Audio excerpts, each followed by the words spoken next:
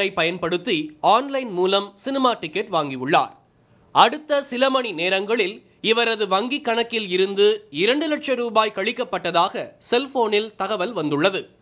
இப்படி ஆன்லைன் மூலம் பணப்பரிமாற்றம் செய்யும் பலரும் தங்களது பணத்தை இழந்து வருவதாக தெரிவிக்கின்றனர் இன்டர்நெட் மைய உரிமையாளர்கள்.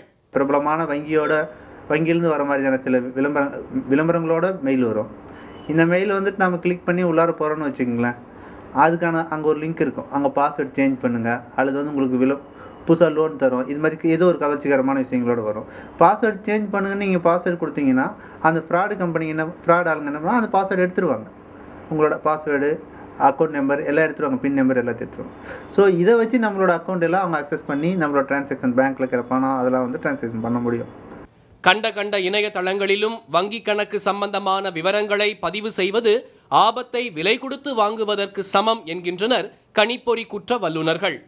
இப்படி மாட்டிக்கொண்டு தவிக்கும் வாடிக்கையாளர்களுக்கு தங்களாலும் உதவ முடியாது என்கின்றனர் வங்கி அதிகாரிகள். முக்கியமாக சில ஆன்லைனில் வந்து நம்ம பர்ச்சேஸ் பண்ணும்போது, கிரெடிட் கார்டை யூஸ் பண்ணும்போது யார் அந்த நம்பகத்தன்மை ரொம்ப முக்கியம். அவங்களுடைய ரெப்புடேஷன், எந்த கம்பெனிக்காக நம்ம இந்த கிரெடிட் கார்டு இன்ஃபர்மேஷனை தரோம் அப்படின்னுட்டு நிறைய டூப்ளிகேட் கம்பெனிஸ் எல்லாம் வந்துடும்.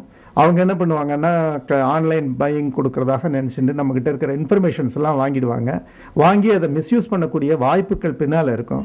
அதனால் ரெப்யூட்டட் கம்பெனிஸனுடைய சைட்டில் மாத்திரம் கிரெடிட் கார்டை உபயோகப்படுத்துறது மிகவும் நல்லது.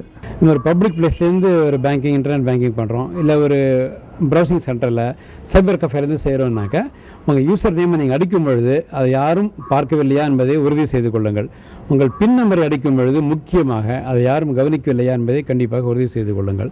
முடிந்தவரை பப்ளிக் பிளேஸில் உங்களுக்கு தெரியாத இடங்களில் ப்ரௌசிங் சென்டரிலிருந்து இந்த banking, internet banking, net banking எல்லாம் செய்வதை தவிர்ப்பது ரொம்ப ரொம்ப நல்லது. அறிமுகம் இல்லாத இணையதளங்களில் தங்களை பற்றிய ரகசியமான விவரங்களை தரக்கூடாது. இதுவே ஏமாறாமல் இருப்பதற்கு சிறந்த வழி என்கின்றனர் ஆயிரக்கணக்கில் ஏமாந்து தவிக்கும் அப்பாவி இணையதளவாசி.